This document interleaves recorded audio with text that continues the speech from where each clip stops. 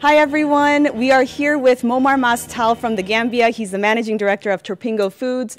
Momarr, why did you leave the Smiling Coast? Why are you here in Geneva?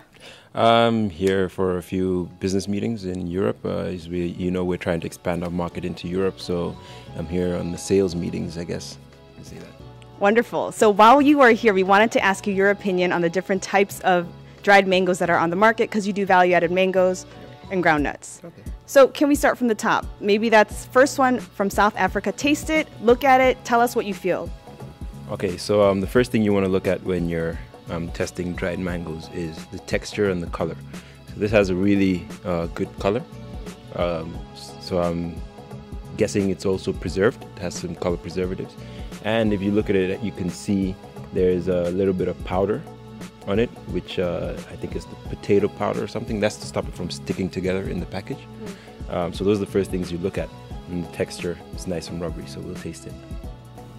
He'll tell us if it's better, equal, or a little less than the Gambian mangoes that he knows. It's pretty good.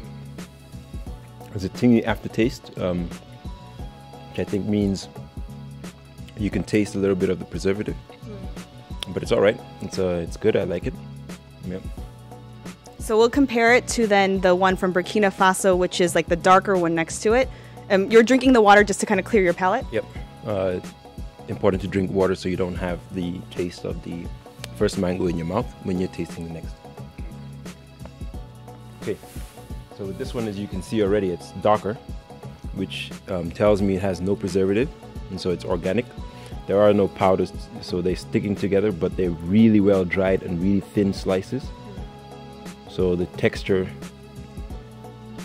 is okay. It's nice and rubbery, which is what you want with dried mangoes.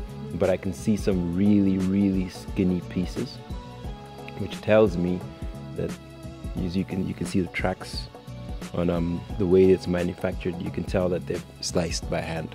So you have different sizes in them, whereas with the first one, they're all sort of uniform, and that one as well. So it's probably a machine slicer, right? Okay. So the taste. The suspense is deafening. It's a bitter aftertaste. Not as sweet as the first one. However, a much more natural taste of mango, which is good. So I guess it depends on what you personally prefer, but it's good. But the hand cut, does that mean it's higher value or what? Not necessarily. It just means that the factory that it's made in is probably less automated than the South African, which I'm guessing the South African probably makes a higher volume of dried mangoes than this one. This is probably more artisan. From Burkina Faso. Super. So the next one, the third one, is another one from South Africa, but it visually looks different. It looks, to the untrained eye, more moist, but we'll see what the expert here says. No, straight away from looking at it, you can tell that this is designed to look appealing to the eyes. It's nice and bright. You can tell that it's been preserved, and it also has some color preservatives. Texture-wise, it's also rubbery, and also has some powder. You can see the little white to stop it from sticking together. So this is highly processed. This is what we call conventional, as opposed to this is organic, right? And you can clearly tell the difference. Yeah. Right? So let's taste it. That's what's important. And we want to know if it tastes different from the first South African one that you tried. I'm not sure if there's added sugar. By far the sweetest one. The texture is the best one so far. The most chewy. Most chewy, yep. It's the thickest one, so there's more meat, more flesh. Definitely tastes really good. This is a really quality product right here. You can tell it's preserved by the color, but you don't taste the preservative in your mouth like the first South African one, which is a lot drier than this one. I guess because this is less dry, you have more of the mango taste overpowering the preservative. So yeah, this is really good. That's the winner so far then, right? So far, so good. Okay, and then last but definitely not least is the one from the Gambia. Of course.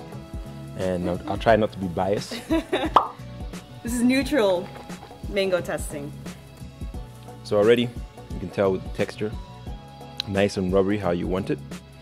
You have a few darker pieces. It's a bit mixed because you have different varieties of mango in it. So there's the Kent, there's the Kit, there's the Jew variety of mangoes, all offering a different taste.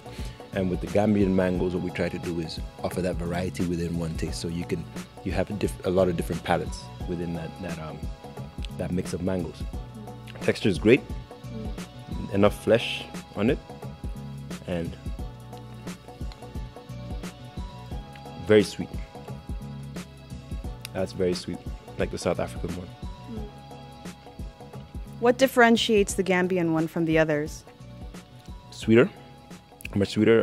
There's no preservatives, completely organic, which is good. The market really likes that now. You know what's going into your body. Yeah, and the taste is a little bit more distinct. I think the Jew variety is not really offered in the international market because it's unique to Gambia. So that's a very sweet, naturally sweet mango, and you can taste that when you chew into Gambian mangoes. You can taste it right away. The flesh is nice and juicy, just how we like it. So it's good. I believe the Gambian and the South African mangoes definitely by far the two better tasting mangoes. Great. And you are the expert because you've been doing this business with Tropingo Foods for several years now, right? Since, what was it, 2016? 2016. Yes. Great. So now that you're working your way up, what are the main challenges that you faced? And be real with us, right? For entrepreneurs who really want to do something similar. Where do you start? We want to scale what we're doing. As you know, in Gambia, the market is not very big, so we have to be able to enter lucrative European markets or regional markets, but each have their own challenges. Since we're in the International Trade Center, let's talk about the barriers to trade that we face. The European market, it's certification, it's different regulations that inhibit our ability to actually access the market easily. And within our own regional markets, developing the market is a challenge. But even when you have the market developed, you being able to transport goods and services, custom duty problems, certification problems, a myriad of issues. Also, the trade links are not there, so we rely on air freight, which is not reliable, it's very expensive. And these are the things that really inhibit our growth. However, we're getting over them, and we're working very hard with the authorities to try and smooth these things out. The access to finance just isn't there in our own country, so we have to be able to attract more impact investment, long-term debt that is crucial for the agriculture business. Great, that's like the broader ecosystem type of thing, but what about people who want to go into entrepreneurship? Do you have to have that it factor? We want to know. Absolutely. Entrepreneurship isn't for everybody. You have to be sure that this is what you want to do. It is very, very, very difficult, and it's a very, very lonely path. Everything is dependent on you. There's so many lives and there's so much responsibility that is dependent on you. I know right now being an entrepreneur is the cool it factor. Everybody wants to be an entrepreneur, but you really have to ask yourself whether that is what you really want to do for the rest of your life. And understand that is a commitment, a sacrifice, and a very, very, very difficult path to go down. I like what you said earlier, because we had a chat. You have to not have a choice. Yes, so usually the best entrepreneurs don't have a choice. This is your job, and it has to pay the bills, and you only get paid with results. Whereas in a 9-to-5, if you're not having such a great day, you still get your paycheck at the end of the month. With entrepreneurship, it's quite different. If you're not performing, you're not getting paid, and your people are not getting paid, and that rests on you as an entrepreneur. Some heavy stuff. I do want to congratulate you, though, because you're obviously making a difference. Tony Elumelu Foundation just recently awarded Momarr the most impactful entrepreneur. How does that feel, and why do you think you received this? Don't be humble, just be real. To be real, I'm quite humbled by it, to play with your words a little bit. But I wasn't expecting it. I want to thank everybody at the foundation. And as far as why they did it, I believe that it's clear what we're trying to achieve. And I believe that they understand the need to validate the work that we're doing. And they see that we're doing a lot of work, and sometimes it helps to have that validation from a third party. Wonderful. And some of the people that want to work with you, might be social impact investors. So for people who are doing that kind of thing, why should they invest in entrepreneurs like you? Well, I believe that entrepreneurs are the quickest way to change the world. We believe that what we're doing is not only profitable for ourselves and our shareholders, and it's profitable for the community.